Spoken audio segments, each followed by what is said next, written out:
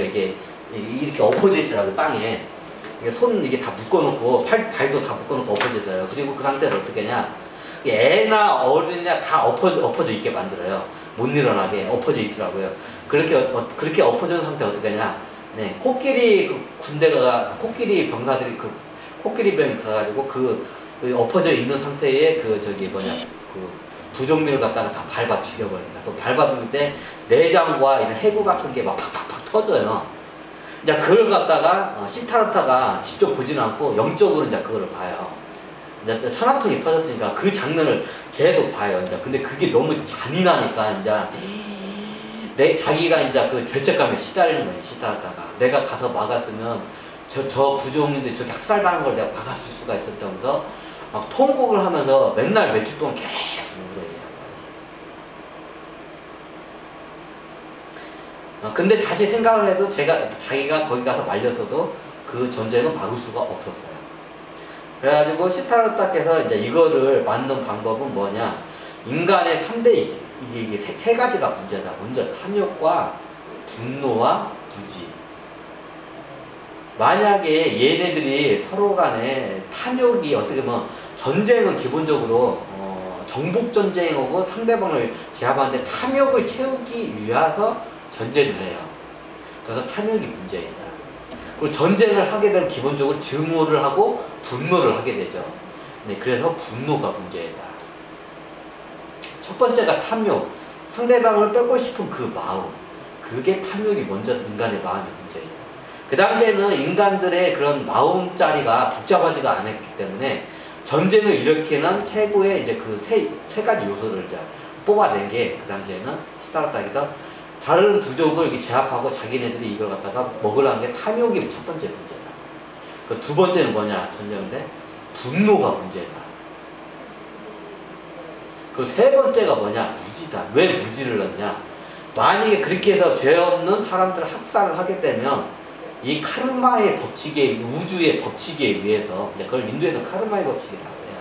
우주의 법칙에서 다른 사람을 그렇게 학살을 하면 자기도 다음 생에 똑같이 그렇게 학살을 당하는 생을 살 수 있게 되는데, 그거를 알면 분명히 그렇게 무지막지하게 다른 사람들을 학살하고 고통을 주지 않았을 거다.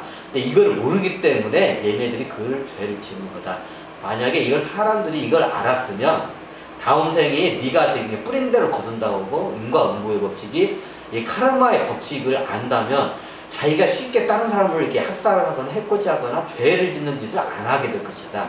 그래서 이거를 알려야 한다 해서 그래서 세 번째를 무지에 대해서 죄악 중에 무지를 세 개를 든 거예요. 왜 그 당시에 탐진치 왜 세 개가 드러나냐? 그 시대적인 상황을 보면 이게 알아요. 그 당시에 그 전쟁이 이제 초기에 전쟁이 일어나요. 그 당시 전쟁이란 개념이 거의 없었어요. 그냥 저기 부족 간에 동네 패싸움 정도만 있었지 전쟁이란 개념이 없었는데 그때 막 전쟁이란 개념이 이제 발발을 하던 시대예요. 그때는. 이제 전쟁이 발발하면 어떻게 되냐? 조그마한 이런 부족이나 국가들이 합쳐져요.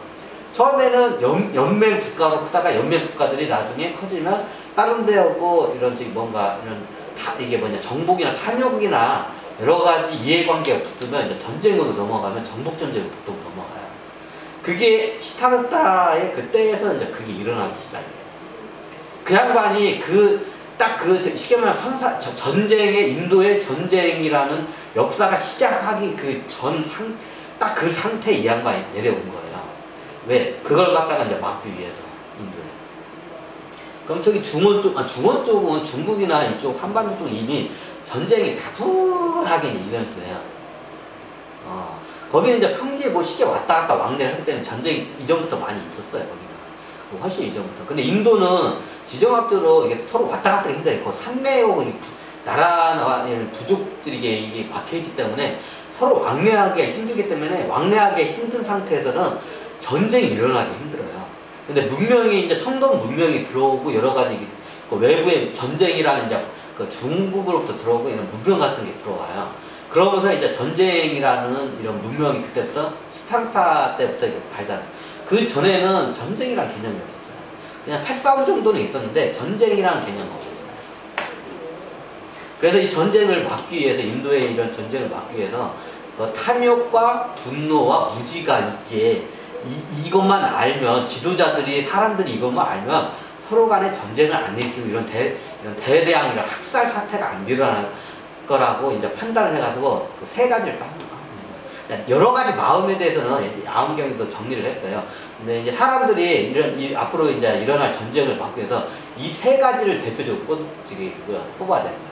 탐욕, 분노, 무지. 그 여러 가지 마음을 스타트를 알고 계시죠?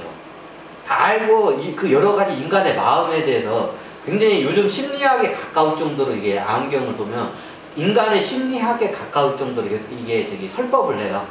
이 양반이. 이게 그 내용을 보면. 화두 같은 것도 거의 심리학에 가깝게 이걸 하면서 해요. 인간의 어떤 오묘한 마음을 알아채게 하는 그 화두법을 많이 써요. 시타르타가 그 당시에.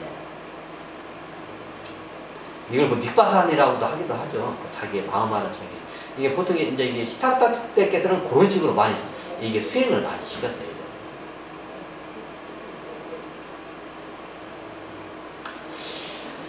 근데 이게 왜 탐진치로 이게 저거를 했는지 여러분들이 그거에 대해서 한번 여러 번 제가 설명하면 여러 가지 감정이 시타르타에서 인간의 감정에 대해서 여러 가지에 대해서 설명을 했어요.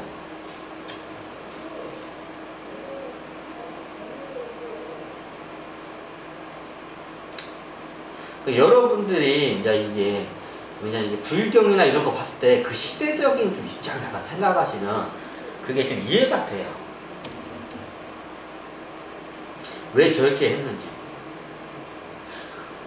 그러면 저는 어떻게 하냐면, 저는 좀 약간 현대에 있는 심리학적인 것과 기존에 있던 불교나 여러 가지 이런 불교 말고도 이게 여러 가지 명상 단체나 여러 교파들이 이게 많아요.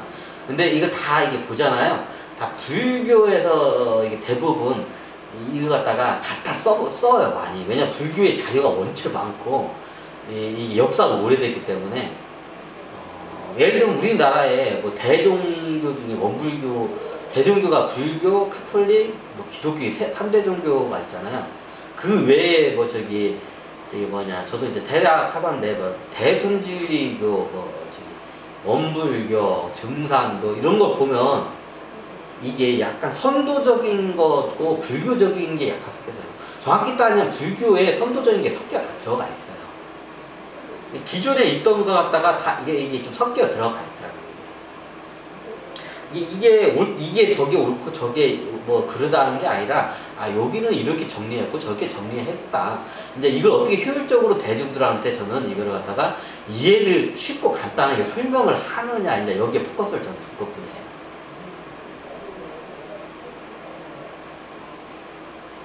그래서 제가 이번 시간은 불교에서 말하는 탐진치를 왜 불교에서 하필 왜 탐진치 3개만 이렇게 언급을 했는지, 그 시타르타가 사실은 그 시대적 상황을 한번 엿보면 그게 알 수가 있어요.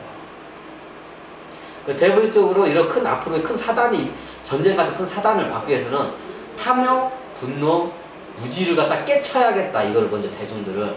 그래서 이 양반이 대표적으로 탐진치, 탐욕, 분노, 무지에서 탐진치를 갖다가 이걸 먼저 설법을 대중들한테 하는 거예요.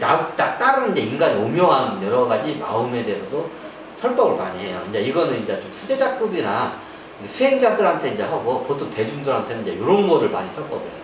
탐욕, 분노, 무지. 이것 때문에 문제라고. 이제 그 시대적인 상황을 여러분들이 좀 이해를 하시면 왜 시타르타에서 그렇게 탐진치를 갖다가 왜 이 3가지를 굳이 왜 키워드로 뒀는지 이해가 될 거예요.